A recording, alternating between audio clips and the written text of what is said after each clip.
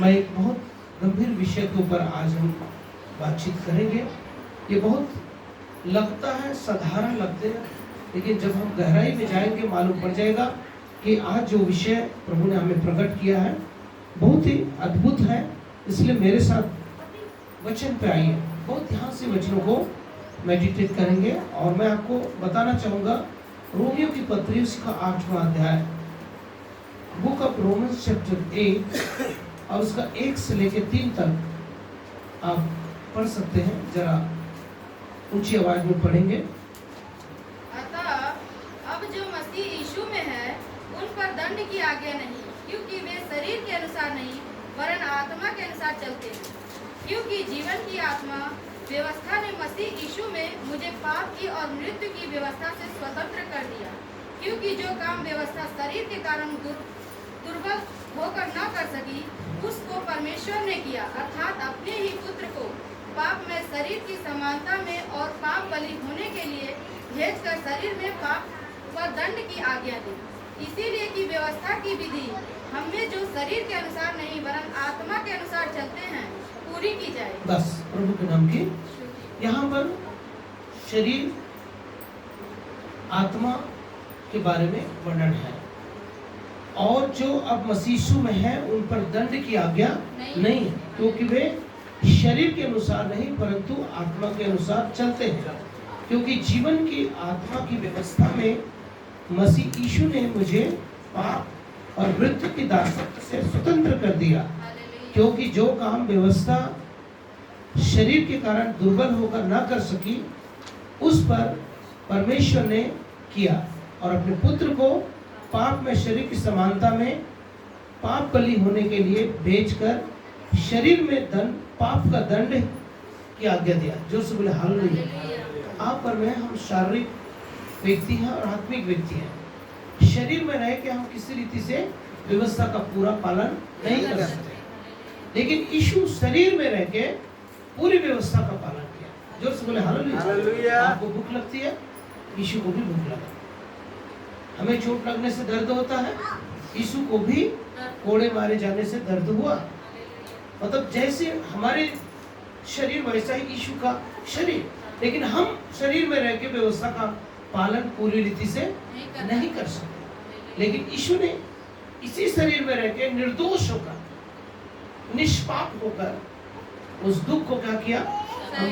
ये लाइन को जब पढ़ेंगे तो वहां पे लिखा है, इसलिए व्यवस्था की विधि हमें जो शरीर के अनुसार नहीं परंतु आत्मा के अनुसार चलते पूरी की जाए। हम आगे लिखा है जो आध्यात्मिक मनुष्य है वो आत्मा की बातों पर क्या लगाता है, परंतु जो शारीरिक मनुष्य है वो शरीर की बातों पर। वहां पे 2 प्रकार के लोग मिलते हैं।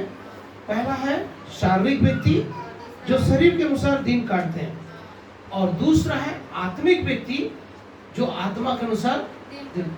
शरीर की रीति से हम किसी रीति से व्यवस्था का पालन नहीं कर सकते, लेकिन यीशु शरीर में रह के पूरी व्यवस्था को क्या किया, पूरा किया। हालेलुया। 10 आज्ञाओं को क्या किया, पूरा किया। तो यीशु शरीर में था, यीशु के अंदर लहू था, इसलिए उसके अंदर प्राण था, और साथ ही साथ वो एक आत्मा, परमेश्वर ने एक आत्मा में उसको भेजा था। तो मैं शरीर हूँ, मेरे अंदर प्राण है, और मेरा प्राण और शरीर एक, मेरा आत्मा और प्राण कहाँ रहता है, मेरे शरीर में रहता है। और शरीर को परमेश्वर ने क्या कहा, मंदिर कहा। शरीर को परमेश्वर ने क्या कहा, मंदिर। जो इस मंदिर को नाश करेगा उसे मैं नाश करूंगा। तो ये मंदिर प्रभु ने बोला आपको और मुझको कहा ये मंदिर पवित्र है। ये मंदिर क्या है, पवित्र है। पर आज सबका बपतिस्मा हो गया है, क्या हम इस मंदिर को पवित्र बनाए रख सकते हैं? जोर से बोले हालेलुया। अभी हमने पढ़ा शरीर में रह के किसी भी रीति से हम व्यवस्था का पालन नहीं कर सकते, क्योंकि शारीरिक मनुष्य शरीर की लालसा पर दिन भर बिताता है। भूख लगती है, रात दिन वो भूख में प्यास लगती है, हर समय प्यास की चिंता रहती है, क्योंकि शारीरिक मनुष्य है। पर जब हम आत्मा के चलाए चलेंगे, आइए जरा रोमियो की पत्री उसका 12वां अध्याय उसका 2 वचन, इस संसार के सदृश न बनो परंतु तुम्हारे मन के नए हो जाने से क्या लिखा है? तुम्हारे मन के नए हो जाने से तुम्हारा चाल चलन भी बदलता जाए, जिससे तुम परमेश्वर की भली भांति और सिद्ध इच्छा को अनुभव से मालूम करते जाओ। ये एक दिन में नहीं होगा। इसलिए परमेश्वर ने क्या बोला अब्राहम को? उत्पत्ति 17:1 में, मेरी उपस्थिति में चल और सिद्ध होते जा। अब्राहम अभी सिद्ध हुआ नहीं है, परंतु सिद्ध होता जा। यीशु जब इस जगत में आया तो क्या सिद्ध था कि सिद्ध नहीं था? सिद्ध था। पूरा वो पूरी तरह से सिद्ध था। शरीर में भी क्या था? सिद्ध था। जो से बोले हालेलुया। हालेलुया। और दूसरा कुरिन्थी 5:21 में लिखा है, जो पाप से क्या थे? अज्ञात था, उसी को पाप ठहरा दिया। जो पाप के बारे में जानता भी नहीं था, उसको पापी ठहरा दिया। जो से बोले हालेलुया। और आप और मैं, ताकि हम भी जैसे यीशु पाप से अज्ञात था और उसे क्या ठहरा दिया? पापी ठहरा दिया। और हम जो पवित्रता से अज्ञात थे, हमको धार्मिकता से अज्ञात थे, हमें धर्मी ठहरा दिया। हालेलुया। जोर से बोले हालेलुया। जब यीशु को पापी ठहरा दिया तो क्या यीशु को पाप करने की जरूरत पड़ी? क्या यीशु को झूठ बोलने की जरूरत पड़ी? नहीं।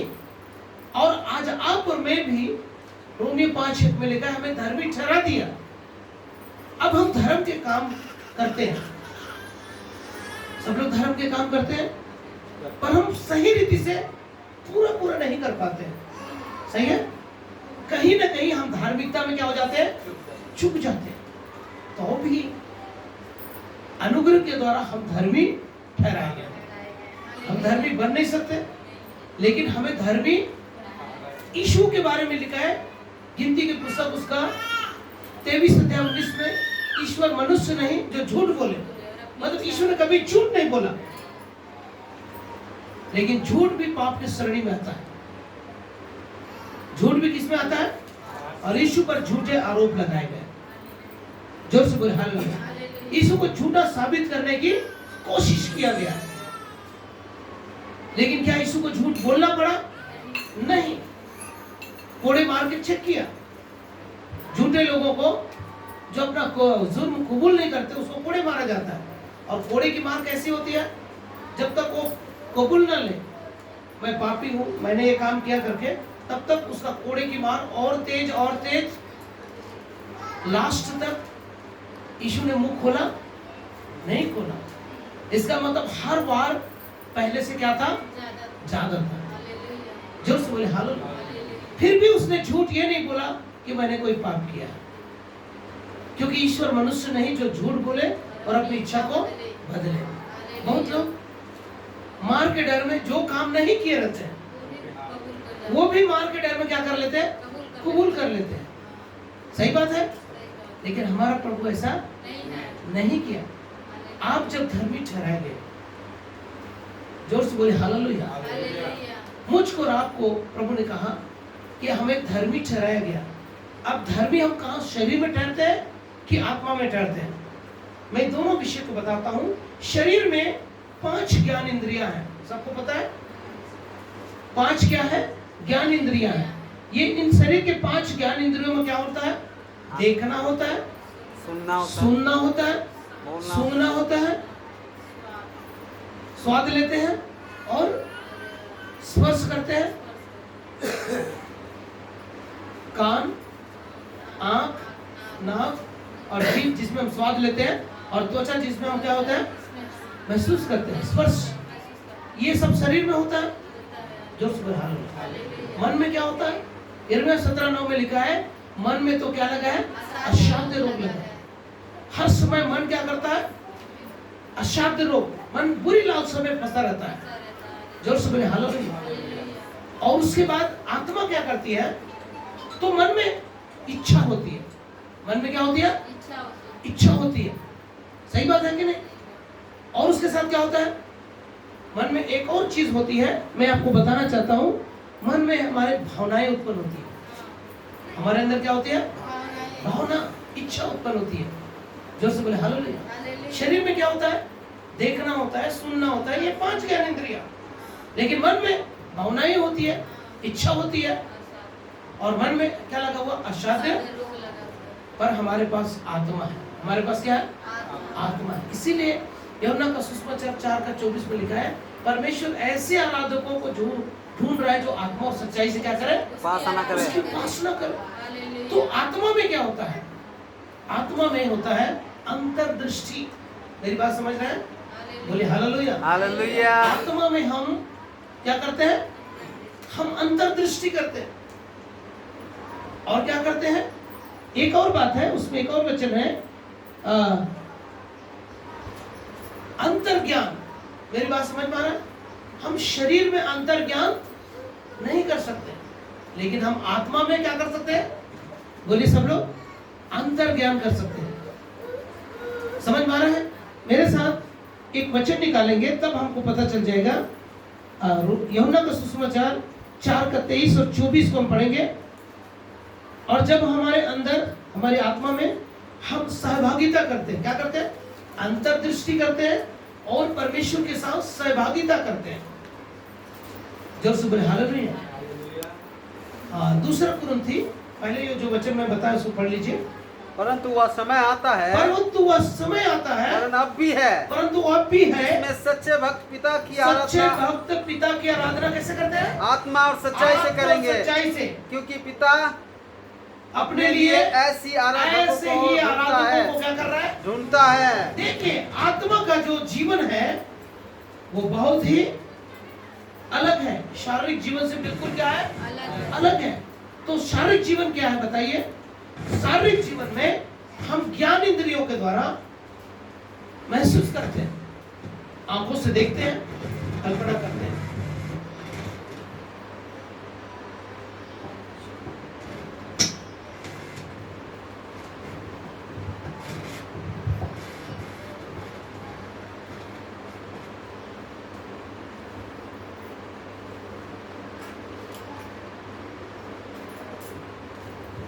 हालेलुया, प्रभु के नाम की स्तुति हो। तो देखिए, शरीर ज्ञान इंद्रियों के द्वारा, लेकिन आत्मा में अंतर्दृष्टि होती है और सहभागिता होती है, मतलब परमेश्वर के साथ संगति। मेरी बात समझ रहे हैं? तो परमेश्वर के साथ क्या होती है? संगति। हम शरीर में क्या परमेश्वर की संगति कर पाएंगे? क्या शरीर में होकर प्रभु हमें दर्शन देगा, दिखाई देगा? नहीं।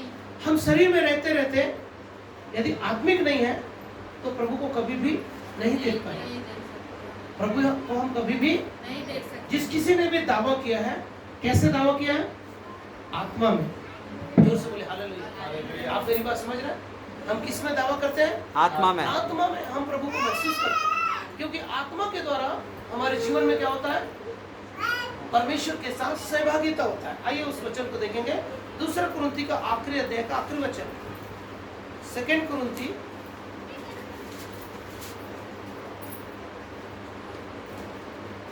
13 अध्याय उसका 14 वचन। परंतु प्रभु यीशु मसीह यीशु का अनुग्रह, प्रभु यीशु मसीह का अनुग्रह और परमेश्वर का प्रेम और पवित्र आत्मा की सहभागिता तुम सब के साथ होती रहे। तो आत्मा में हम क्या करते हैं? परमेश्वर के साथ सहभागी हो जाते हैं, हम एक आत्मा हो जाते हैं। जोर से बोले हालेलुया। हम एक आत्मा। हम उत्पत्ति की किताब में से इस वचन को समझेंगे, उत्पत्ति अध्याय 2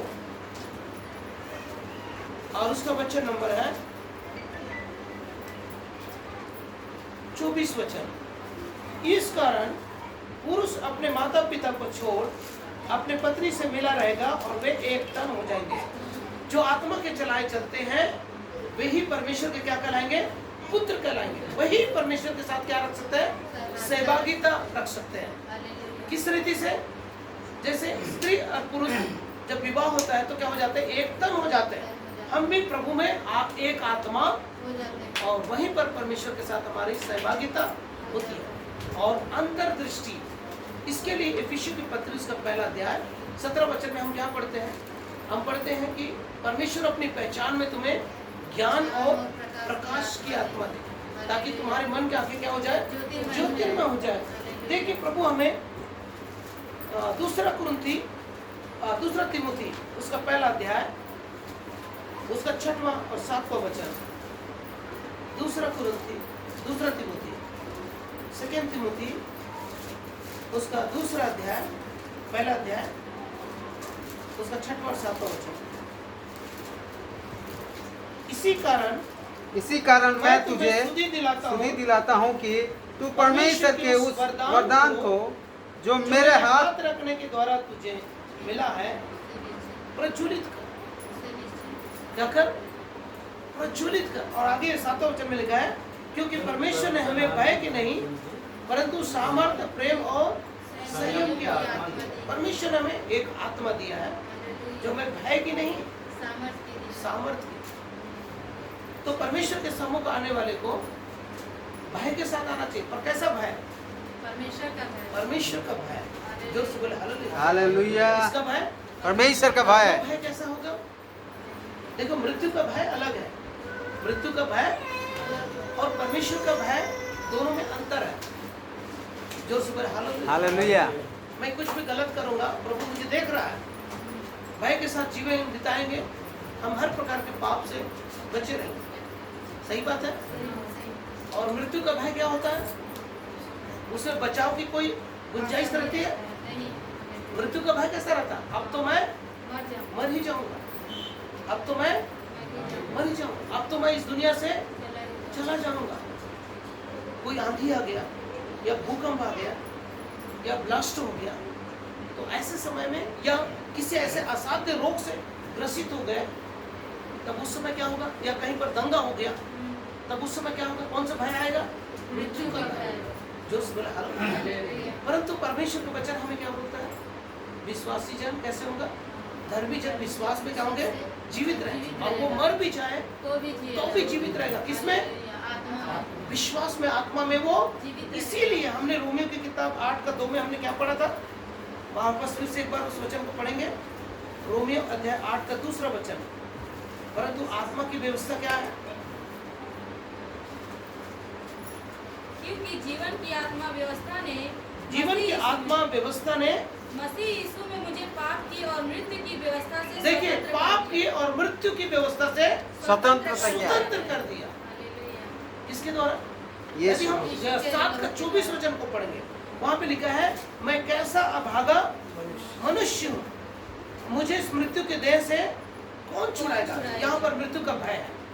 यहाँ पर किसका भय है? मृत्यु का भय। परंतु जो आत्मा के चलाए चलते हैं, उसका 14 वचन को पढ़ेंगे, 8:14। इसलिए जितने लोग परमेश्वर की आत्मा के चलाए चलते हैं, वे ही परमेश्वर के पुत्र हैं। वे ही परमेश्वर के क्या कहलाएंगे? पुत्र कहलाएंगे। मतलब आत्मा के चलाए चलना, आध्यात्मिक मनुष्य आत्मा के चलाए, जो आध्यात्मिक मनुष्य होता है उसका आत्मा क्या हो जाता है? एक्टिव हो जाता है। क्या हो जाता है? और आत्मा एक्टिव होने के कारण हमारा सहभागिता किसके साथ हो जाता है? परमेश्वर के साथ हम जुड़ जाते हैं। और हमारे अंतर्दृष्टि क्या हो जाती है? जागृत हो जाती है, क्योंकि परमेश्वर अपनी पहचान में हमें क्या दिया है? अब ये काम कैसे करेगा?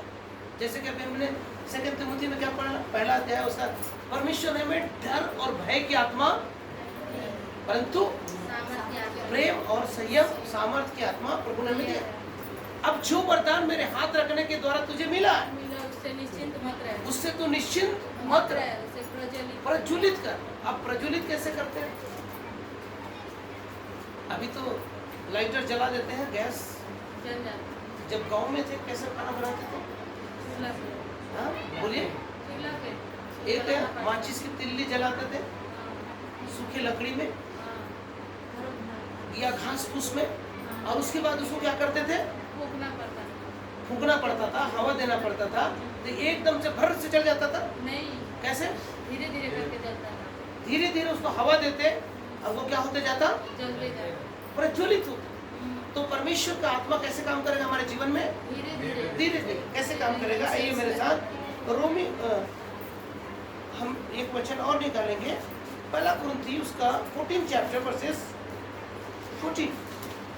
इसलिए यदि मैं अन्य भाषा में प्रार्थना करूं तो मेरी आत्मा प्रार्थना करती है, परंतु मेरी बुद्धि, ये अलग अलग सेक्शन है, शरीर अलग सेक्शन है, जो शारीरिक मनुष्य है वो शरीर की बातों पर क्या करता है, मन लगाता है। परंतु जो आध्यात्मिक मनुष्य है वो आत्मा।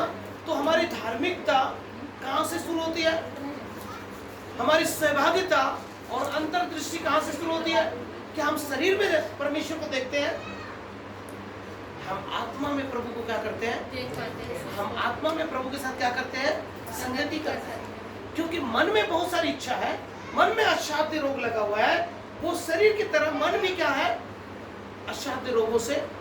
और जब बीमार पड़ता है तो इंसान का जीवन में डायरेक्ट शरीर बीमार नहीं पड़ता है, आत्मा से शुरू होता है और धीरे धीरे शरीर क्या करता है, उसका रिएक्ट दिखाता है, उसका प्रभाव दिखाता है। शरीर पहले आत्मा दूषित होता है और मन उसको दूषित करता है और फिर शरीर में क्या होता है, वो उसका प्रभाव दिखता है। कहीं पर फोड़ा, कहीं पर दर्द और कहीं पर कोई बीमारी का लक्षण दिखाई देता है।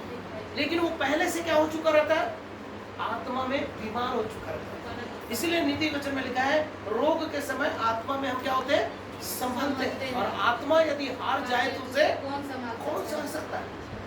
इसीलिए आत्मा जब धार्मिकता के लिए जीता है, आत्मा जब परमेश्वर के साथ सहभागिता करता है, जब हम धार्मिक जीवन बिताते हैं तो हमारा मन क्या हो जाता है, बताइए।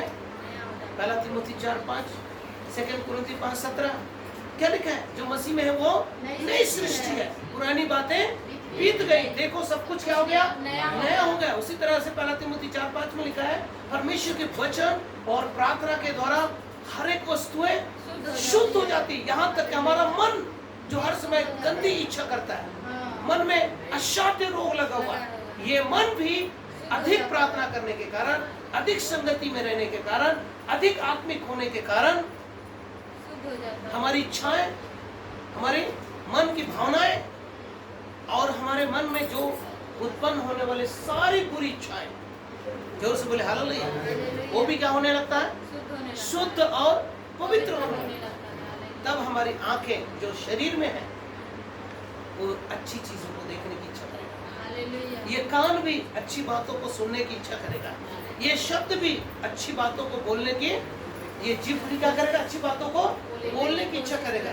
क्योंकि सब कुछ कहाँ से शुरू होता है, बोलिए, आत्मा से शुरू होता है। इसीलिए एक व्यक्ति जब पवित्र आत्मा से भरता है, ध्यान से सुनिए मेरी बातों को, आइए, जब पवित्र आत्मा से भरते हैं तो हमारे साथ क्या होता है। जो बुक ऑफ जॉन चैप्टर 14, यूहन्ना का सुसमाचार, उसका 14 अध्याय, उसका 26 और 27 वचन। परंतु सहायक, ध्यान से सुनिए, अर्थात पवित्र आत्मा जिसे पिता मेरे नाम से भेजेगा, वह तुम्हें सब बातें सिखाएगा और जो कुछ मैंने तुमसे कहा वह सब तुम्हें स्मरण कराएगा। मैं तुम्हें शांति दिए जाता हूं। सुनिए, अब शरीर में हम शांति कभी भी नहीं पा सकते। सुन रहे बात ध्यान से, ये शांति होता है हमारी आत्मा का। हालेलुया। क्योंकि शांति आत्मा का क्या है, फल है। परमेश्वर के द्वारा दिया हुआ ये संसार की शांति नहीं है। आप पैसों में शांति ढूंढेंगे, मिलेगा? नहीं मिलेगा। बाल बच्चों में शांति ढूंढेंगे, मिलेगा? परिवार और कुटुंबियों के बीच में शांति मिलेगा? नहीं।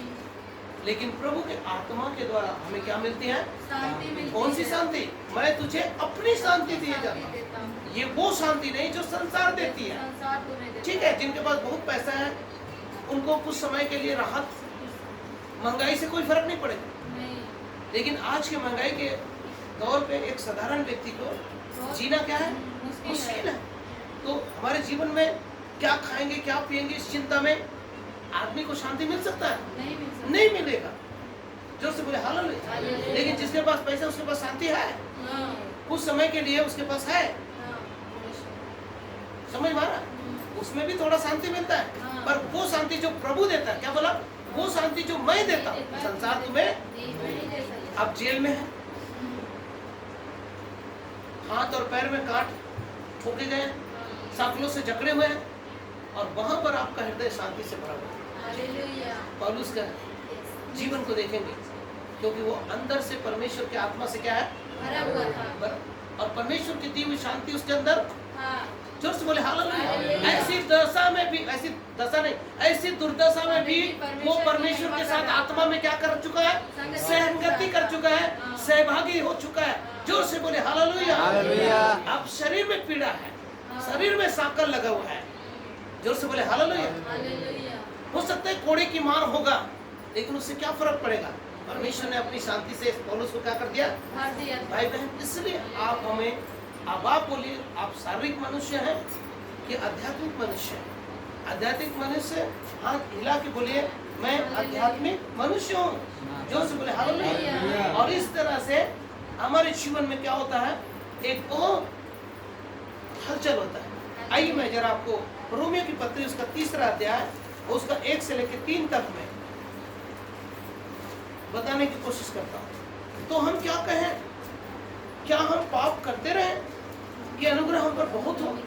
देखिए, शरीर में इन 5 ज्ञान इंद्रियों के द्वारा हमारे जीवन में, मंदिर में कितने फाटक हैं बताइए जरा। बाहरी आंगन जो मंदिर है उसमें कितने फाटक हैं? 3। मंदिर में 3 फाटक है। मंदिर में कितने फाटक है? 3 फाटक। 3 भाग है, 3 फाटक। पहला फाटक का नाम मार्ग फाटक, दूसरा फाटक का नाम सत्य फाटक, और तीसरा फाटक जीवन। जोर से बोले हालेलुया। लेकिन ये मंदिर है हमारा, सुनिए ध्यान से, ये मंदिर है हमारा परमेश्वर का। इस मंदिर में कितने फाटक? 3। 5 ज्ञान इंद्रियां है ना। इन 5 ज्ञान इंद्रियों के द्वारा हमारे जीवन में क्या आ सकता है? पाप आ सकता है। मंदिर के सेवक का काम है फाटकों को खोले। पहले क्या करे? फाटकों को खोले, और ये ध्यान रखे कोई भी अशुद्ध वस्तु मंदिर के भीतर प्रवेश ना करे। हम सब लोग याजक हैं और ये परमेश्वर का मंदिर है। हम सब की जिम्मेदारी है इन 5 फाटकों को हम क्या करें? अपने आँख को खोले, अपने कान को खोले रखें, अपने नाक को भी खोले रखें। क्या बोलना है ये भी बड़े ध्यान से देखते रहें, और कहाँ पर हमको जाना है ये भी हमें ध्यान रखना है, ताकि इनके द्वारा मंदिर क्या हो सकता है? अशुद्ध हो सकता है। हमारे शरीर में 5 फाटक है, परमेश्वर के मंदिर में 3 फाटक है। बाहरी आंगन हमारा शरीर है, और पवित्र स्थान हमारा मंदिर हृदय है, और परम पवित्र स्थान हमारी आत्मा है। जोर से बोले हालेलुया। जब तक हम मार्ग फाटक से गुजरेंगे ये 5 ज्ञान इंद्रियां कार्य करेंगे। हालेलुया। वहां से अशुद्धियां, बुराइयां, पाप हमारे भीतर और बाहरी आंगन में आ सकता है। याजक का काम है उन मंदिरों को क्या करें? फाटकों को चौकसी करें। अपने कान की चौकसी करें, क्या सुन रहे हैं? अपने आँख की चौकसी करें, क्या देख रहे हैं? अपनी जीभ की चौकसी करें, क्या बोल रहे हैं? समझ में आ रहा है तो बोले हालेलुया। और कोई दूसरा हमें साफ करने के लिए नहीं आएगा। प्रभु के नाम की आपको मुझको प्रभु ने याजक नियुक्त किया है। क्या नियुक्त किया है? प्रकाशित वाक्य 1:6 के अनुसार हमें एक राज्य दिया गया, और उसका हम क्या है? एक राजा और याजक है।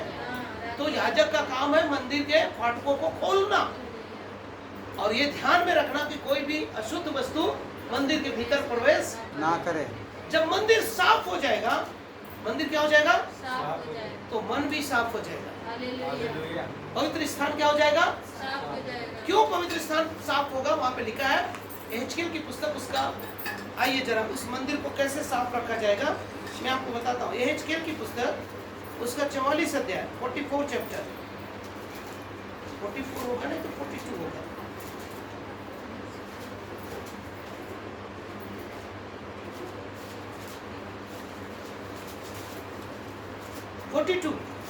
और उसका 12 और 13 वचन को पढ़ेंगे।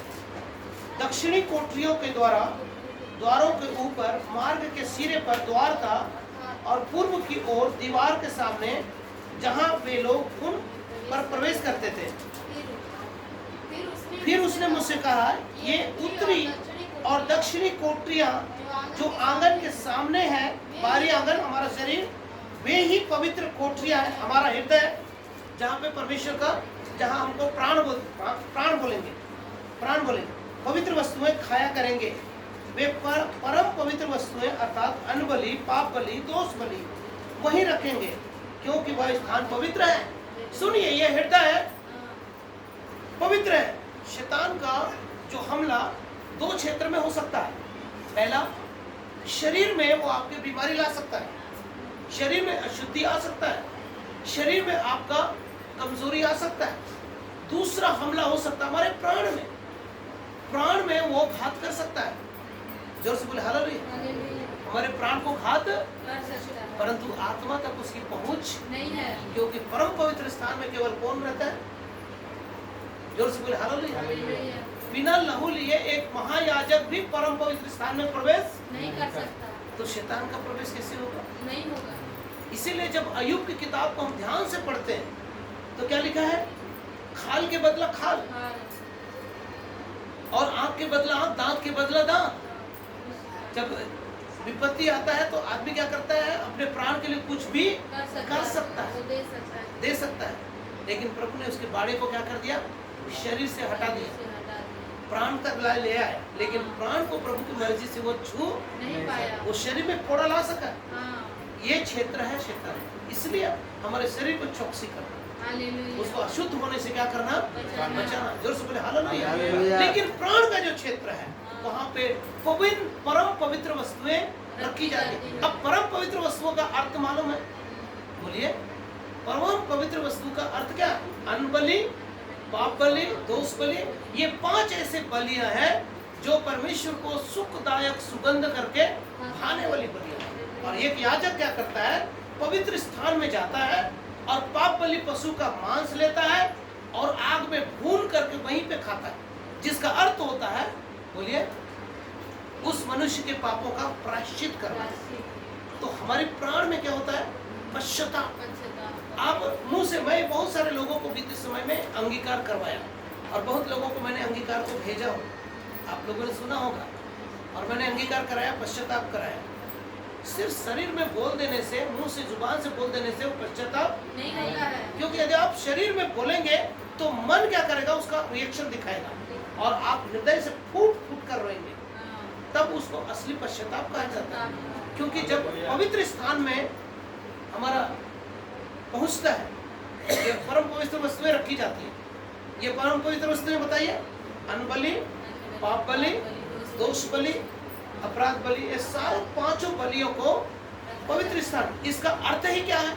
जो परमेश्वर को सुखदायक सुगंध करके भाने वाली प्रार्थना जब आप करेंगे, पश्चाताप आप करेंगे, अपने शरीर के अनुसार जो पाप के उसको अंगीकार हम करेंगे, तो ये प्रार्थना कहाँ तक पहुँचेगी?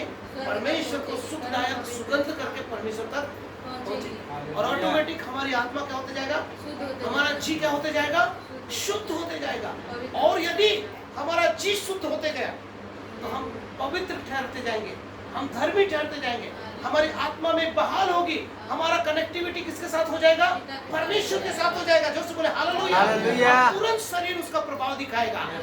आप बीमार है तो चंगे होने लगेंगे, फोड़ा है तो जाने लगेगा। जोर से बोले हालेलुया। हालेलुया। या किसी प्रकार का कोई रोग है, वो रोग क्या करेगा? आत्मा के द्वारा प्राण में, और प्राण के द्वारा हमारे शरीर का। देखिए, एक स्टेप, दूसरा स्टेप, तीसरा स्टेप। पाप कैसे आया? इन 5 ज्ञान इंद्रियों के द्वारा। कौन अशुद्ध हुआ? हमारा प्राण अशुद्ध हुआ, और इसके कारण आत्मा क्या हुआ? दूषित हुआ। इसीलिए 2 कुरिन्थी अध्याय 7 वचन 1 में लिखा है, अतः हे प्रियो, जबकि हमें यह प्रतिज्ञा मिली है, तो आओ हम शरीर और आत्मा की सब मलिनताओं को क्या करें? दूर करें। इसका मतलब ये शुद्धिकरण है। जो से बोले हालेलुया। हमारे जीवन में क्या है? ये शुद्धिकरण है। प्रभु के नाम की स्तुति हो। प्रवेश कैसे किया? शरीर से। पाप कैसे प्रवेश किया? शरीर में होके। लेकिन शुद्धिकरण कहाँ से हुआ? आत्मा के द्वारा। हमें धर्मी ठहराया गया। हम धर्मी नहीं बन सकते। परमेश्वर का आत्मा हमारे अंदर आया, और जो वरदान प्रभु ने दिया उसको क्या दिया गया? प्रज्वलित किया गया, सुलगाया। अब कैसे सुलगाया? अन्य भाषाओं के द्वारा। जब हम अन्य भाषा बातें करते हैं, बुद्धि काम नहीं देती करके अभी हमने पढ़ा। जोर से बोले हालेलुया। तो पवित्र स्थान समझ में आ गया। वो पवित्र स्थान जहाँ पे पवित्र वस्तुओं को रखा जाता है, ये हमारा हृदय है। पवित्र वस्तु क्या है? हमारा हृदय। पाप बलि, दोष बलि, हमारी प्रार्थनाएं। जोर से बोले हालेलुया। हम जो बलि चढ़ाते हैं, क्या चढ़ाया हमने? अपना जीवन। अन्न बलि का अर्थ होता है हमारी जिंदगी। होम बलि का अर्थ क्या होता है? हमारा सब कुछ। हम उसमें से कुछ भी नहीं ले सकते हैं। जोर से बोले हालेलुया। ये परमेश्वर के लिए है, हमने चढ़ा दिया। कैसे चढ़ाया? रोमियो 12:1-2 के अनुसार। कैसे? हमने अपने अंगों को परमेश्वर को जीवता हुआ, भावता हुआ उसको बलिदान करके हमने क्या कर दिया? चढ़ा दिया। जोर से बोले हालेलुया। इस तरह से परमेश्वर हमारी प्रार्थनाओं को क्या करता है? ग्रहण करता है। हमारे जीवन को क्या करता है? ग्रहण। हमारे प्राण को क्या करता है? ग्रहण करता है। और इस तरह आत्मा के द्वारा जो वरदान हमें दिया है वो प्रज्वलित होता है। यदि किसी को, मैंने बीते समय में पवित्र आत्मा के 9 वरदानों को 3 भागों में बांट के बताया था। किसी को याद है? किसी को याद है? 3 भागों में हम बांटे थे। प्रेरणा के वरदान, ज्ञान के वरदान और सामर्थ्य के वरदान हमने बताया था आप लोगों को। 3 प्रकार के भागों में हम क्या करते हैं? बताए थे। जोर से बोले हालेलुया। तो यदि किसी को ज्ञान, बुद्धि और आत्माओं को परख का वरदान है तो उसके अंदर परमेश्वर का ज्ञान, तीनों वरदान एक साथ काम करेगा। जो परमेश्वर से ज्ञान से भरा हुआ है, जो परमेश्वर की बुद्धि से भरा हुआ है, वो व्यक्ति आत्माओं को क्या कर लेगा? परख लेगा। प्रभु के नाम की सामर्थ्य के वरदान, जिनको चंगा करने का वरदान है, सिर्फ चंगाई बस नहीं करेगा, वो सामर्थ्य के बड़े बड़े काम करेंगे। जोर से बोले हालेलुया। और अद्भुत आश्चर्य कर्म करेंगे। प्रभु के नाम की स्तुति। और जिनको इंस्पिरेशन गिफ्ट, जिसमें भविष्यवाणी के वरदान आते हैं, और अन्य भाषा और अन्य भाषा का अनुवाद, जिसको अन्य भाषा का वरदान मिला है, लगभग ये तीनों वरदान एक साथ क्या करेंगे? काम करेंगे। जोर से बोले हालेलुया। समझ में आ रहा है? तो यदि किसी को ज्ञान का वरदान मिला है और वो प्रभु से ना जुड़े रहे तो वो वरदान क्या काम करेगा? नहीं करेगा। समझ में आ रहा है? आपके द्वारा चंगाई का काम हो रहा है, आपने प्रार्थना किया, कोई बीमार व्यक्ति क्या हो गया? चंगा हो गया, तो आपके द्वारा सामर्थ्य काम होगा। एक मुर्दा व्यक्ति भी क्या होंगे? जी उठेगा। जोर से बोले हालेलुया। आप परमेश्वर के ज्ञान से भरे हुए हैं, आप पवित्र आत्मा से भरे हुए हैं, आप परमेश्वर की बुद्धि से भरे हुए हैं, आप आत्माओं को क्या कर सकेंगे? परख सकेंगे। जोर से बोले हालेलुया। प्रभु के नाम की स्तुति। इस तरह से परमेश्वर हमको हमारे आत्मा में कार्य करता है, हमारे आत्मा के द्वारा हमारे शरीर में काम करता है, और हमारे जीव को, मतलब प्राण को क्या करता है? जिसमें असाध्य रोग लगा हुआ है, वो अंश करके क्या होते जाता है? बदलते जाता है। हमारी इच्छाएं बदल जाएंगी, हमारे सोच विचार क्या हो जाएंगे? बदल जाएंगे। क्योंकि हमारे अंदर भावनाएं हैं। मन में क्या है? भावनाएं हैं। मन में क्या है? इच्छाएं हैं। और मन में असाध्य रोग है। ये असाध्य रोग हमारे जीवन से चला जाएगा और शरीर इसका प्रतिक्रिया दिखाएगा। शरीर इसका क्या दिखाएगा? प्रतिक्रिया दिखाएगा। अब हम देखेंगे इब्रानी की पुस्तक उसका 9 अध्याय। आइए मेरे साथ 9 अध्याय, इब्रानी की पुस्तक उसका 9 अध्याय में हमारा विवेक को प्रभु क्या करेगा? शुद्ध करेगा। पढ़ेंगे, पहले 10 को पढ़ेंगे। क्योंकि वे केवल खाने पीने की वस्तु 10 अध्याय, इब्रानी 10 अध्याय उसका पहला वचन से। क्योंकि व्यवस्था जिसमें आने वाली अच्छी वस्तुओं का प्रतिबिंब है, पर उनका असली रूप नहीं है। इसलिए एक ही प्रकार के बलिदानों के द्वारा जो प्रतिवर्ष अचूक चढ़ाए जाते हैं, पास आने वालों को कदापि सिद्ध नहीं कर सकती। जोर से बोले हालेलुया। जो हम पाप बलि, दोष बलि, 5 बलियों के बारे में हमने भी आपको बताया। इन 5 बलियों को क्या किया जाता है? अचूक चढ़ाया जाता है। अचूक क्या किया जाता है? याजक का काम सिर्फ बलि चढ़ाने का काम रहता था। समझ में आ रहा है? क्या काम रहता है? बलि चढ़ाने का। लेकिन उस पाप बलि, पशु के बलिदान से आगे लिखा है दूसरा वचन में, कदापि सिद्ध नहीं कर सकता, तो नहीं तो उनका चढ़ाना बंद क्यों ना हो जाता। इसीलिए जब सेवा करने वाला एक ही बार शुद्ध हो जाता, फिर उनका विवेक बताइए, पर मैं, हमारा विवेक हमें क्यों दोषी ठहराता है? बार बार हम पापों की क्षमा यीशु के लहू से धुल चुके हैं। हमारे पाप क्या हो चुके हैं? हमने शरीर में जो पाप किया और यीशु के लहू ने पहला यूहन्ना 1:7 के अनुसार पूरी तरह से साफ कर दिया। जोर से बोले हालेलुया। पर हमारा विवेक बार बार क्या ठहराता है। इसीलिए अब हम आएंगे इब्रानी की पुस्तक 9 का 14। तो मसीह का लहू जिसने अपने आप को सनातन आत्मा के द्वारा परमेश्वर के सामने निर्दोष चढ़ाया, वो तुम्हारे विवेक के मरे हुए कामों को क्यों ना शुद्ध करेगा, ताकि तुम जीवते परमेश्वर की सेवा करो। देखो, पुराने नियम की जो सेवा है वो मंदिर की सेवा है, और नए नियम की जो सेवा है, बताइए, तुम्हारे विवेक के मरे हुए कामों से भी क्या करता है। इसीलिए पहला यूहन्ना 1:7 में क्या लिखा है, जैसा वो ज्योति में है तुम भी वैसे ही ज्योति में, और उसके पुत्र प्रभु यीशु मसीह का लहू हमारे सारे पापों से हमें क्या करता है, शुद्ध करता है। तो सारे पापों में कौन सा पाप आएगा, हमारे विवेक के मरे हुए कामों से भी प्रभु में क्या करेगा, शुद्ध करेगा। अब विवेक कहाँ पर है, विवेक कहाँ पर है, बोलिए। आप बोलते हैं, बोलते समय बड़े सूझबूझ के साथ बोलते कि नहीं बोलते। Yes yes. कि शरीर बोलेगा वही बोल देते हैं, नहीं, सोच समझ के बोलते हैं ना, कि ऐसे वैसे जैसे तैसे कुछ भी बोल दिए। बहुत लोगों का आदत होता है, कुछ भी बोल के निकल जाते हैं। और यहाँ तक कि बाइबल में लिखा है समुपदेशक 5:1 में, जब तुम परमेश्वर के भवन में जाए तो सावधानी के साथ चलना और सुनने के लिए समीप जाना, क्योंकि परमेश्वर मूर्खों के बलिदान से कतई प्रसन्न नहीं होता। ना बाहर फालतू बात करना, ना परमेश्वर के भवन में आके कुछ फालतू बात करना। तो विवेक से बोलना, क्या लिखा है। अब विवेक क्या करता है, ये विवेक क्या करता है, हमको बार बार दोषी ठहराता है। तुमने चोरी किया, तुमने पाप किया, तुमने ऐसा काम किया है, समझ में आ रहा है। हमारा विवेक बार बार हमें क्या करता है, चेताता है। अब विवेक के मरे हुए काम, इसका अर्थ क्या हुआ, आप पवित्र आत्मा से भर गए, आप झूठ बोले जा रहे हैं, एक बार पवित्र आत्मा समझाएगा, चिताएगा, आपको झूठ नहीं बोलना चाहिए। आप चोरी कर रहे हैं, आपको चोरी नहीं करना चाहिए, पवित्र आत्मा आपको रोकेगा। आपको लालसा नहीं करना चाहिए, पवित्र आत्मा रोकेगा। और जब वो रोकते जाएगा, हम करते जाएंगे, तो वो रोकते जाएगा। हमने रोमियो की पत्री 3 में क्या पढ़ा, 6 में, क्या हम पाप करते रहे, कि हम पर अनुग्रह होता रहे, कदापि नहीं। तब हमारा विवेक मर जाता है। हमारा विवेक क्या हो जाता है, मर जाता है। मर जाता है, क्योंकि पवित्र आत्मा बोल बोल के क्या हो जाता है, एक व्यक्ति को बरजो नहीं माने, फिर बरजो नहीं माने, फिर बरजो नहीं माने, तो क्या हो जाता है, छोड़ देता है, बोलना ही छोड़ देता है।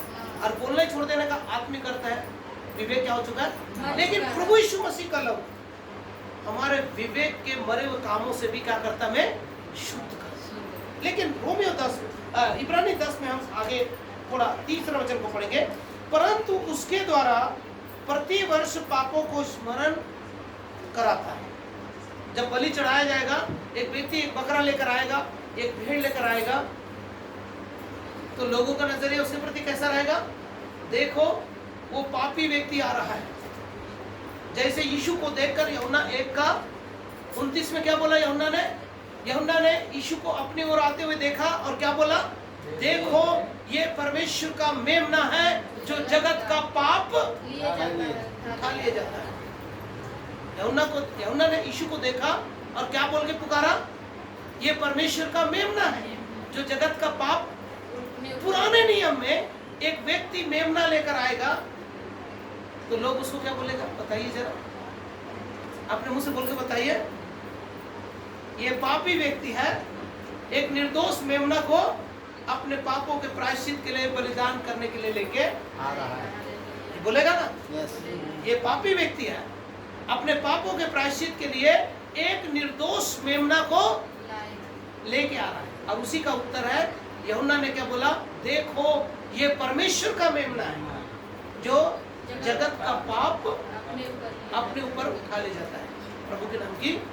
जब एक बार यीशु का बलिदान महापवित्र स्थान में उसके लहू को कितने बार छिड़का गया, 7 बार छिड़का गया।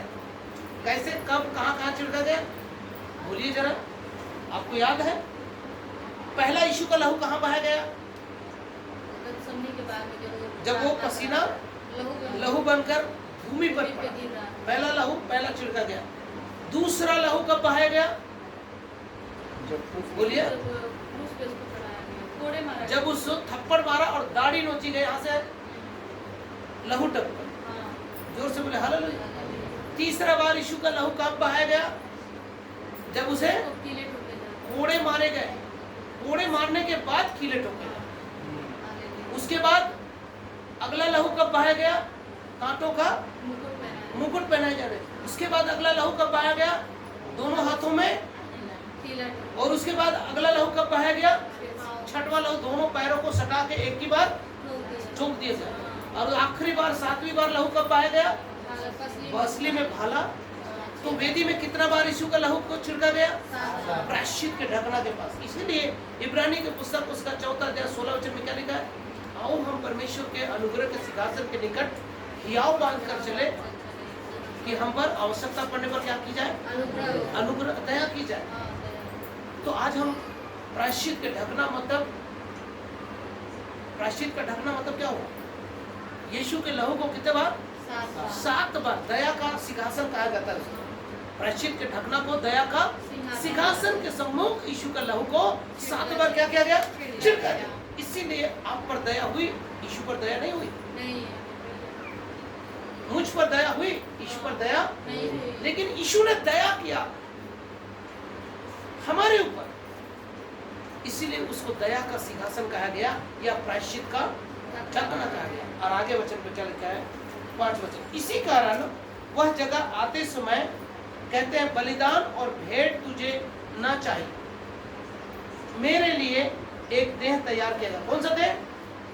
एक निर्दोष मेमना का देह। यीशु जिसको यूहन्ना ने पुकार कर कहा परमेश्वर का मेमना जगत का पाप उठा ले जाता है। यूहन्ना 1:14 में लिखा है वचन देहधारी हुआ।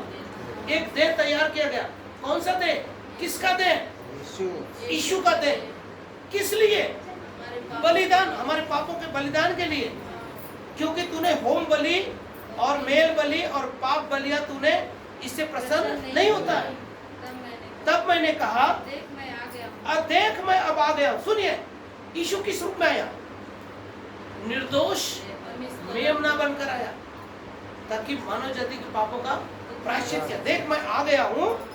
पवित्र शास्त्र में मेरे विषय में लिखा पवित्र हुआ है, शास्त्र में मेरे विषय में लिखा है। ताकि हे परमेश्वर तेरी इच्छा पूरी सुनिए, हो। यीशु आया क्यों? पिता की मैंने इच्छा बीते पूरी समय में बताया। यूहन्ना 8 का कौन सा बोला था? 6 का 8 का 38 बोला था ना? 6 का 38 में 6 का 38 में लिखा है मैं स्वर्ग से उतरा हूँ। हाँ, किस लिए? पिता की इच्छा पूरी कर। पिता की इच्छा को पूरी करने देख मैं आ गया हूँ। क्या लिखा है? देख मैं आ गया हूँ, मैं वही हूँ। मेरे विषय में क्या किया गया? लिखा गया है कि मैं पिता की इच्छा को पूरी करूं, ताकि मैं पिता परमेश्वर की इच्छा को क्या करूं? पूरी करो। यीशु परमेश्वर की इच्छा को पूरा किया। अब बताइए, और हम लोग क्या कर रहे हैं? हम सब लोग किसकी इच्छा पूरा कर रहे हैं? अच्छा खाने की इच्छा है, मन में इच्छा हो रहा है ना? मन में इच्छा है, भावनाएं हैं और अशांत रोग है। किसकी इच्छा पूरा कर रहे हैं? क्या हम शरीर की इच्छा पूरा कर रहे हैं? क्या हम अपनी इच्छा पूरा कर रहे हैं? अपने सोच विचार के अनुसार जीवन बिता रहे हैं? लेकिन यीशु बोलता है मैं आ गया हूं, मेरे लिए देह तैयार किया गया। अब मैं आ गया हूं, केवल किसकी इच्छा पूरा कर रहा हूं? अपने भेजने वाले अपने की इच्छा। परमेश्वर, अपने भेजने वाले की इच्छा। पढ़िए सिस्टर वचन को। क्योंकि मैं क्योंकि अपनी इच्छा नहीं मैं अपनी इच्छा नहीं वरन अपने अपने भेजने वाले की इच्छा को पूरी करने के लिए स्वर्ग से उतर आया। हालेलुया। कैसे आया हूँ? स्वर्ग से उतरा। देह में आया हूँ। हाँ, मेरे विषय में लिखा गया है, उसी बात को मैं पूरा करने आया। हालेलुया। जोर से बोले हालेलुया। हालेलुया। ताकि हमारे विवेक के मरे हुए कामों से हमें क्या कर दे? शुद्ध कर दे। शुद्ध कर दे। हालेलुया। प्रभु के नाम की शुद्धि। मेरी बात को समझ पा रहे हैं? तो हम कहाँ से शुरू किए थे? आत्मा से शुरू किए थे। क्या? आइए जरा गलाती की पत्री उसका 3रा अध्याय 1 वचन से देखेंगे। हम कहाँ से शुरू किए थे? सब लोग अपना अपना बारे में बताइए। हम कहाँ से शुरू किए थे? आप हाँ, कहाँ से शुरू किए थे हम लोग?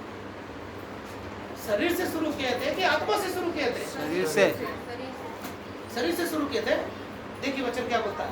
हे निर्बुद्ध गलातियों, किसने तुम्हें मोह लिया है कि तुम्हारे आंखों के सामने से यीशु मसीह को जो क्रूस पर दिखाया दिखाया गया, मैं तुमसे केवल यह जानना चाहता हूँ हूँ, कि तुमने आत्मा को क्या व्यवस्था के कामों सुनिए, व्यवस्था के कामों का जो आज दावा ठोकते हैं, कहते हैं कि मैं पवित्र आत्मा से भरा हूँ, तो क्या हमारे अच्छे कामों के कारण पवित्र आत्मा मिला है? नहीं, परमेश्वर हम के- धर्मी हैं या हम अति पवित्र हैं, इसलिए पवित्र आत्मा हमें दिया गया है? नहीं, कैसे दिया गया है?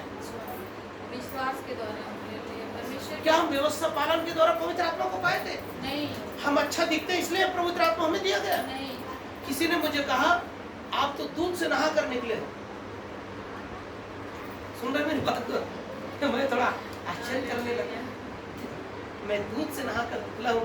हम एक कहावत जरूर बोलते हैं, क्या मैं दूध का धुला हूँ? धुला, कितनी सारी बुराइयां हमारे अंदर, रहता है। लेकिन जब परमेश्वर का आत्मा आया, हाँ, हमें दूध से नहलाने से भी अच्छा उसने अपने लहू से नहला दिया। हालेलुया, आमीन। प्रभु के नाम की श्रुति। आप मेरी बात समझ रहे हैं? तो हालेलुया। शुरुआत हमारी कहाँ से हुई थी?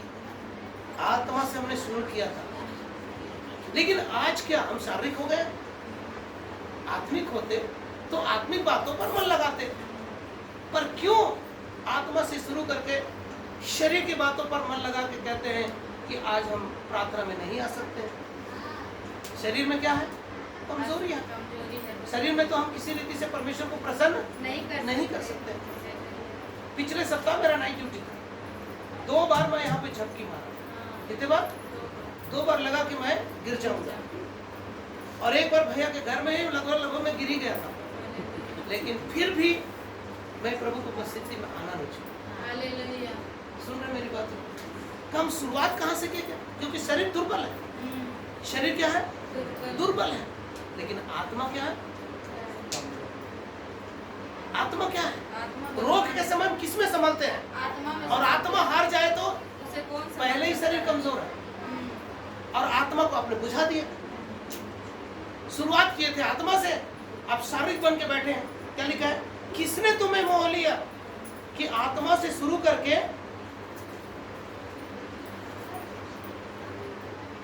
तुम्हारे आंखों के सामने से यीशु को क्रूस पर चढ़ा दिया, दिखा दिया। मैं तुमसे केवल यह जानना चाहता हूँ, तुमने आत्मा को क्या व्यवस्था के कामों के द्वारा, विश्वास के सुसमाचार से पाया? क्या विश्वास के सुसमाचार से पाया है? बोलिए, जो लोग आत्मा पाए हैं व्यवस्था पालन से पाए हैं? नहीं, अच्छे दिखते हैं इसलिए पाए हैं? नहीं, अच्छा ज्ञान है इसलिए पाए हैं? क्या व्यवस्था पालन में आप दक्ष हैं इसलिए पवित्र आत्मा मिला है? तब तो फरीसी लोगों को पहले पवित्र आत्मा मिलना चाहिए था। हाँ, वैसा बात करने। सही बात है कि नहीं? सही बात। लेकिन फरीसी, किसी फरीसी के अंदर पवित्र आत्मा आया करके सुनने में आया है? नहीं, लेकिन यीशु के चेले ठीक से हाथ भी नहीं धोते थे। नहीं, यीशु ने कहा लो पवित्र आत्मा लो। अब उसने 20:22 में लिखा है, लो पवित्र आत्मा लो करके अपने चेलों को फूका, और सब पवित्र आत्मा से क्या हो गया? भर गए। जोर से बोले हालेलुया। हालेलुया। क्या फरीसी लोग जो व्यवस्था पालन में दक्ष थे, क्या उनको पवित्र आत्मा पहले मिला? नहीं, किसको मिला? जो यीशु के चेले थे ना, जो यीशु की बात को मानते थे। करते यीशु ने कहा मैं अपनी इच्छा पूरा करने नहीं, अपने भेजने वाले की इच्छा को पूरा करने के लिए आया। तो आप और मैं किस लिए आए? क्या हम अपनी इच्छा पूरा कर रहे हैं नहीं, कि अपने भेजने वाले की इच्छा को पूरा करने के लिए आए हैं? यदि आप और मैं भेजने वाले की इच्छा को पूरा करने आए हैं, तो यहाँ पे यीशु लिखा है किसने तुम्हें मोह लिया? आत्मा से शुरू करके हम शरीर में विनाश का कटनी काटेंगे। आगे वचन में लिखा है, क्या तुम ऐसे निर्बुद्धि हो गए हो? आत्मा की रीति से आरंभ करके शरीर की रीति पर अंत करोगे? क्या तुमने इतना दुख व्यर्थ ही उठाया? बस जोर से बोले हालेलुया। हालेलुया। हम बात कर रहे हैं परमेश्वर की आत्मा जब हमारे अंदर बसता है, वो किस तरह से रिएक्ट करता है, हालेलुया। हमारी आत्मा को बहाल करता है, हमारी आत्मा में सहभागिता करता है, हमारी आत्मा में वो क्या करता है? संगति करता है परमेश्वर। जोर से बोले हालेलुया। हालेलुया। शारीरिक दशा में कभी भी परमेश्वर को प्रसन्न नहीं कर सकते।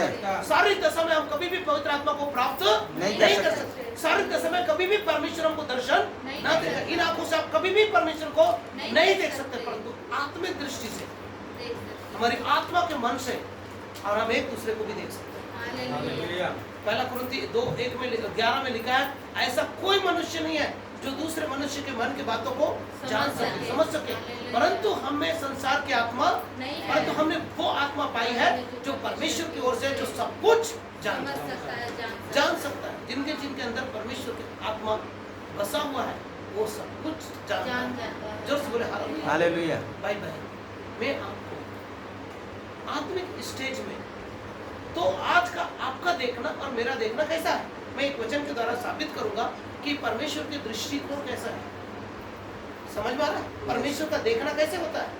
2 कुरिन्थी 16:9 में क्या लिखा है, परमेश्वर की आंखें सारी पृथ्वी पर घूमती फिरती रहती है और जिसका मन उसके प्रति निष्कपट रहता है उसकी सहायता के लिए अपनी सामर्थ को सिद्ध करता है। जोर से बोले हालेलुया। कि प्रभु की ओर से परमेश्वर की सामर्थ आए और हमारे ओर वो दृष्टि करता है, ये आत्मिक दृष्टिकोण है। जोर से बोले हालेलुया। परमेश्वर हमें किसमें देखता है? क्या परमेश्वर की आंखें हमारे जैसी है? नहीं। हमारी आंखें सिर्फ 180 डिग्री को देख सकता है, सही है ना। देखिए इस छोर से लेके इस छोर तक मैं क्या कर सकता हूँ, देख सकते हैं। और एक आंख को बंद करेंगे तो भी हम हाँ, देख सकते हैं, सही है ना। लेकिन सांप ऐसे देखता है? नहीं। सांप का दृष्टि कैसा रहता है? हम नहीं पढ़े हैं। सांप पूरा 360 डिग्री तक देख सकता है। आप पीछे में भी खड़े रहेंगे तो आपको देख सकता है। आप पीछे देख के बताइए, नहीं देखिए। सिर्फ 180 डिग्री तक को हम क्या कर सकते हैं? देख सकते हैं। पीछे देखना है तो दर्पण लगाना पड़ेगा, हाँ, जैसे बाइक में रहता है। लेकिन परमेश्वर का देखना हमारे जैसे पलके हैं क्या? वो लिप नहीं। निभा के देखते होंगे। नहीं। परमेश्वर की दृष्टि सारी पृथ्वी पर क्या करती है? घूमती फिरती है। मैं एक ही नजर में वो आपको भी देख सकता है, मुझे भी देख सकता है, मेरे भीतर को भी देख सकता है। मेरी आत्मा में क्या चल रहा है, मेरे मन में क्या चल रहा है और मेरे शरीर में कैसा हो, एक ही दृष्टि में वो सब कुछ, देख लेता वरन है। मुझे नहीं, इस संसार में जितने मनुष्य हैं सबको जानता है। सबको एक साथ देख सकता है। हालेलुया। जोर से बोले हालेलुया। हालेलुया। ये आत्मा का काम है। प्रभु के नाम की आप क्या आत्मिक मनुष्य हैं? मेरे साथ हाथ मिला के बोलिए, आप आत्मिक मनुष्य हैं। हालेलुया। जो वरदान मिला उसको सुनिए। हालेलुया। कैसे? अन्य भाषा के द्वारा, वचनों के द्वारा, प्रार्थना के द्वारा, संगति करके ऐसा करते रहेंगे। हमारी आत्मा क्या हो गया? प्रज्वलित होगा। हमारे वरदान क्या होंगे? चमकेंगे। जोर से बोले हालेलुया। हालेलुया। और तब हम अंदर से डर की आत्मा क्या हो जाएगी? भाग जाएगी। परमेश्वर ने हमें प्रेम हो, तब हम प्रेम करने लगेंगे। कौन सा प्रेम? परमेश्वर का अविनाशी प्रेम, हाँ। अगापे प्रेम, निस्वार्थ प्रेम। जोर से बोले हालेलुया। हालेलुया। जो मनुष्य दावा ठोकता मैं प्रेम करता हूँ, वो सिर्फ शब्द मात्र है। क्या है वो? सिर्फ एक शब्द मात्र है। अंदर कुछ भी प्रेम नहीं रहता। अंदर में कपट और छल सब भरा रहता है। समझ में आ रहा? तो बोले हालेलुया। हालेलुया। परमेश्वर का प्रेम हमारे अंदर डाला गया है। हालेलुया। कैसे डाला गया? जैसे हमें धार्मिक बनाया गया, उसी रीति से परमेश्वर का प्रेम भी हमारे अंदर डाला गया। जोर से बोले हालेलुया। हालेलुया। जो प्रभु के लोग होते हैं वो प्रेमी होते हैं। हालेलुया। जैसे मसीह के लोगों को मसीह कहा जाता है, वैसे प्रभु के लोगों को प्रेमी कहा जाता है। आमीन। सच्चा हालेलुया। प्रेमी वही होता है। समझ में आ रहा है? तो बोले हालेलुया। हालेलुया। ये आत्मा से जागृत होता है, हालेलुया। ये आत्मा से बहाली होता है। और आत्मा हमारे प्राण को बहाल करता है और प्राण शरीर को बहाल करता है। इस तरह से जितने रोग होते हैं सब ब्लड में पता चल जाता है। समझ में आ रहा है? हालेलुया। आपको खांसी है, ब्लड टेस्ट करने की क्या जरूरत है? आपको इस्नोफिलिया बढ़ गया है, आपको ये फलाना बढ़ गया, ढकाना बढ़ गया, क्यों बोलता है? हार्ट ठीक से काम नहीं कर रहा, आपका कोलेस्ट्रॉल बढ़ गया है, आपको थायराइड हो गया है। ये सारा चीज किस में पता चलता है? ब्लड। आपका बीपी शुगर कम है, ज्यादा है, कैसे मालूम पड़ता है? आपके शरीर में कई प्रकार के आंतरिक रोग है, कैसे मालूम पड़ता है? प्राण में जो असाध्य रोग लगा हुआ। जोर से बोले हालेलुया। अब आप बताइए, शारीरिक मनुष्य किसकी चिंता करेगा? शरीर की ताकत। और आध्यात्मिक मनुष्य किसकी चिंता करेगा? आत्मा की बात। और आत्मिक मनुष्य कभी भी शरीर की चिंता नहीं करता। नहीं। हालेलुया। जोर से बोले हालेलुया। हालेलुया। जब आत्मा प्रबल होता है, हमारे प्राण प्रबल हो जाता है। हालेलुया। इसलिए शरीर में यदि रोग भी है तो आत्मा के कारण क्या हो जाता है? वो चंगा हो जाता है। जोर से बोले हालेलुया। हालेलुया। क्योंकि प्रभु कहाँ काम करता है? आत्मा में काम करता है। देखिए, शरीर में काम बाद में करता है, काम कहाँ पहले करता है? आत्मा में काम वो आत्मा में जान गया कि उसका लहू बहना क्या हो चुका है, बंद हो चुका है। लेकिन लहू तो बह रहा था, हाँ, लेकिन आत्मा ने उसको क्या किया, मजबूत किया और उसका लहू बहना क्या हो गया, बंद हो गया। जोर से बोले हालेलुया। हालेलुया। ऐसे ही यदि आज जो बीमार है, यदि आत्मा जागृत है, आत्मा में आप महसूस कर रहे हैं, शरीर में आप चंगाई तुरंत पाएंगे। हालेलुया। हालेलुया। तो हमने तीनों क्षेत्र के बारे में देखा। शरीर में क्या होता है, 5 ज्ञान इंद्रिया। प्राण में क्या होता है, हमारे मन की इच्छा होती है, भावनाएं होती है, और जिस मन में असाध्य रोग लगा, जो सब हालेलुया। आत्मा में हमने कितने भाग देखा, आत्मा परमेश्वर के साथ क्या करता है, संगति करता है और सहभागी हो जाता है, और हम आत्मिक जन परमेश्वर के बेटे और बेटियां कहलाते हैं। और मैंने आत्मा के क्षेत्र में, शारीरिक क्षेत्र में और प्राण के क्षेत्र में, प्राण में क्या होता है, पश्चाताप होता है। प्राण में क्या होता है, पश्चाताप। इसीलिए हम बिलक बिलक के रोते हैं। कैसे रोते हैं, कभी रोए हैं? अपने पापों के लिए, बेटा को कुछ हो गया, बेटी को कुछ हो गया, किसी ने माँ बाप नहीं खोया, माँ बाप को खो दिया, और उसके बाद हाय माँ हाय बाप करके जो बिलक बिलक करो, वो रोना नहीं बोल रहा मैं। नहीं, पापों के लिए अपने कभी अपने पापों के लिए रोए हैं? किस तरह से बिलक बिलक के रोए हैं, बोलिए ना। आत्मा भी नहीं समझ कभी रोए हैं तो बोलिए ना, हाँ, हाँ, रोया। जोर से बोला, एक ही आदमी रोया। आंसू गिरते रहता, समझ नहीं आता। आत्मा कायल करता है, हमारी आत्मा क्या करता है, कायल हमारे हृदय को कायल करता है, जहाँ प्राण है, हाँ, और उसको कायल करके क्या करता है, वो बलि पशु को याद करता है। हाँ, बलि पशु कौन है, यीशु मसीह। परमेश्वर का मेमना। हाँ, कहाँ रखा जाता है, परम पवित्र पवित्र वस्तु को कहाँ रखा जाता है, परम पवित्र स्थान। पवित्र स्थान में रखा जाता है, और वहीं पे प्रायश्चित होता है। उसी प्रायश्चित को द्वारा हमारे जीवन में आत्मा की बहाली होती है, हालेलुया। और आत्मा प्रबल हो जाती है, और शरीर जो दुर्बल है वो चंगा होने लगता है। हालेलुया। जोर से बोले हालेलुया। हालेलुया। इस तरह से प्रभु आज इन वचनों के द्वारा हम सबको आशीष दे। आइए हम प्रार्थना करेंगे।